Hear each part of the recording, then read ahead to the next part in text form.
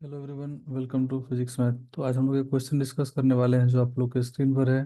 ये question NEET 2019 में पूछा है। क्वेश्चन है, six similar bulbs are connected as shown in figure with a DC source of EMF E and zero internal resistance. The power of the ratio of power consumed by the bulbs when all are glowing. And second है, in the situation when two from section A and one from section B are glowing will be। ये चार option दिया हुआ है। तो ये section A देखिए इधर, ये टोटल इसको सेक्शन ए बोलेंगे हम लोग, और ये सेक्शन बी है, ये थ्री बल्ब का। तो थ्री बल्ब सेक्शन ए में है, थ्री बल्ब सेक्शन बी में है। पहला केस में सारे बल्ब ग्लो कर रहा है। तो बल्ब मतलब रेजिस्टेंस, बल्ब का मतलब उसका रेजिस्टेंस होगा कुछ फिक्स। एज्यूम कर लेते हैं इस का बल्ब का रेजिस्टेंस आर है। हम लोग एज्यूम कर लिए, बल्ब और हीटर जब भी रहेगा क्वेश्चन में उसका मतलब होता है रेजिस्टेंस। तो अब देखिए हम दो डायग्राम लिए हैं। पहला डायग्राम में सारा बल्ब ग्लो कर रहा है, और दूसरा डायग्राम में क्या होगा कि two bulb from section A, section A से दो बल्ब ग्लो करेगा और एक बल्ब ग्लो करेगा सेक्शन बी से। तो हम लोग सेक्शन बी से रिमेनिंग दो बल्ब को डिलीट कर दे रहे हैं। देखिए, हम लोग रिमेनिंग दो बल्ब को डिलीट कर दिए सेक्शन बी से। तो अब हम लोग का सर्किट कुछ ऐसा हो जाएगा सेक्शन बी, सेकंड केस के लिए। In the situation when two bulbs from section A and one from section B are glowing, two bulb from section A, section A में भी टू बल्ब को ही लेना है। तो एक बल्ब और डिलीट करना पड़ेगा सेक्शन ए से। तो सेक्शन ए से सपोज हम लोग एक बल्ब यहाँ से डिलीट कर दिए। अब ये सेकंड केस का डायग्राम था।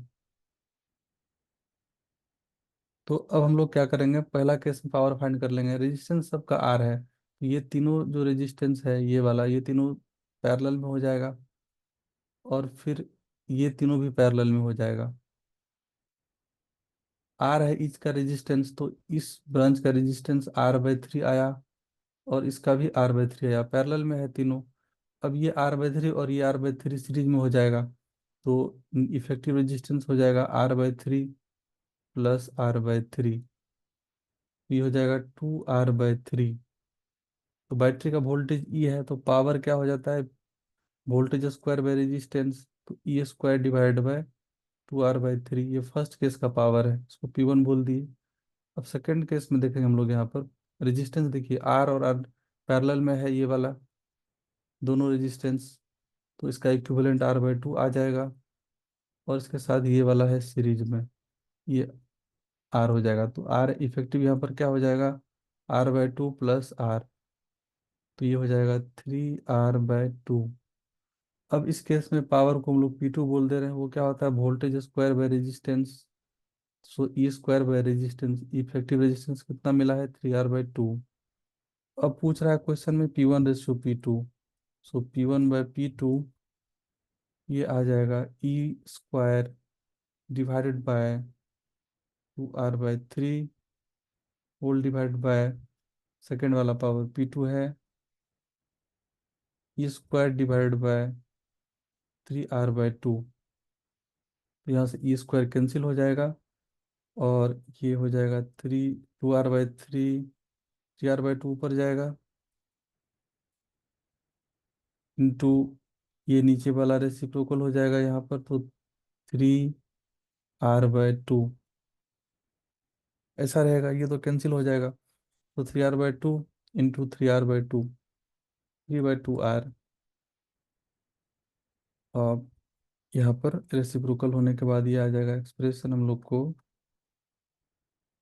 और 2/3R।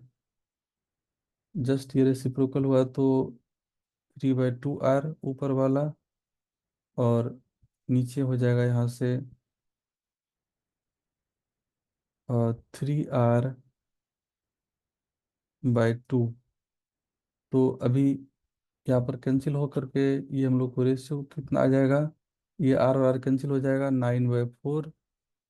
तो दैट इज 9/4। सो P1/P2 आ जाएगा 9/4। ऑप्शन सी करेक्ट है। तो इसका ये एक्सप्लेनेशन था।